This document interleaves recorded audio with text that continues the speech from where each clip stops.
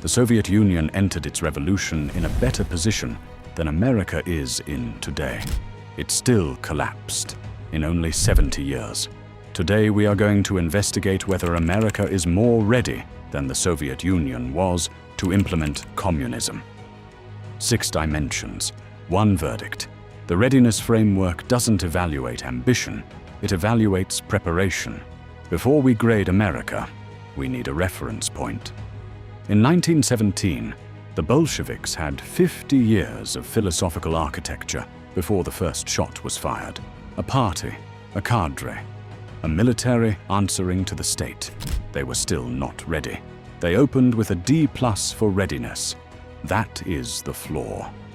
These are the 6 pillars of readiness in our readiness framework. Let's see where America stands. Dimension 1. Ideological readiness. Every successful revolution began with a coherent ideology, not a grievance, a framework for who owns what, who decides, who enforces. The variable that breaks this dimension first is value. Support for socialism drops by half the moment the questions turn specific. Government control of your employer, your property, your medical decisions. Some Americans value the word communism. They have not reckoned with what it demands. Effort confirms it. The Bolsheviks spent decades building an organizing apparatus before 1917. America has social media accounts and nothing behind them. Ideological readiness, F. The Soviet Union entered this dimension with a C. America is not even close. Dimension 2. Economic readiness. The American economy is the most complex market system ever assembled. 330 million individual economic actors.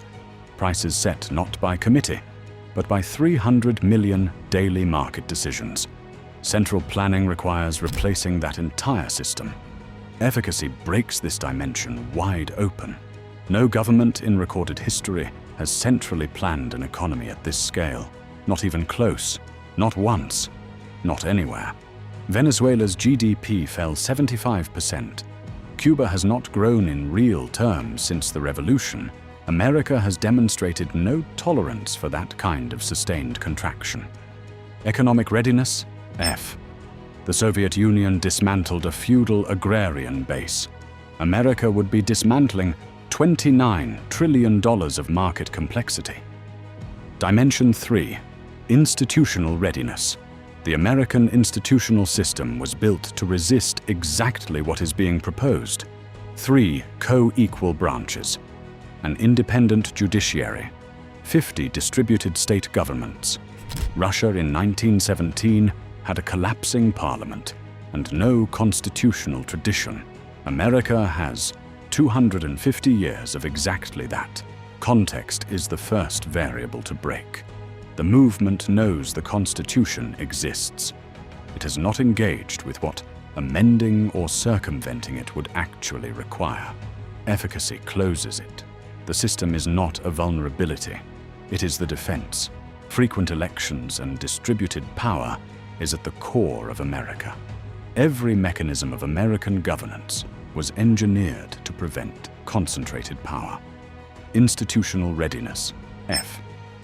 The founders spent years building a machine designed to resist this. The people advancing it have evidently not spent a day thinking about what dismantling it requires. Dimension 4. Cultural readiness. The Soviet Union built communism on centuries of autocratic rule. The Russian peasant carried no embedded belief in individual rights. The American does, not as political philosophy, as the founding DNA of the national identity. Value is where this dimension collapses, and the data is unambiguous. Individual autonomy is not a preference in American culture. It is the preference. Efficacy removes any remaining question.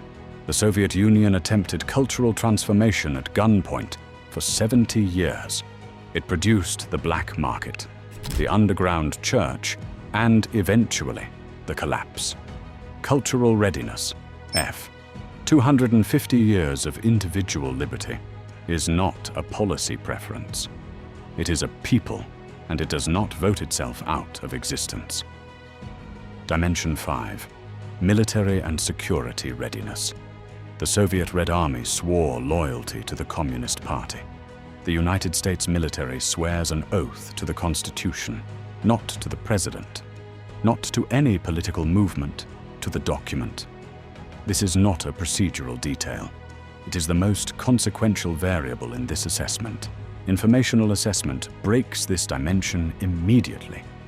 In Russia, China, and Cuba, the military was either converted before the revolution or purged after it. In every case, the army came first, the state came second. There is no plan here, not even awareness that a plan is required. Value confirms it. American military culture is among the most constitutionalist demographics in the country. The force being asked to enforce this transition is committed to preventing it. Military and security readiness?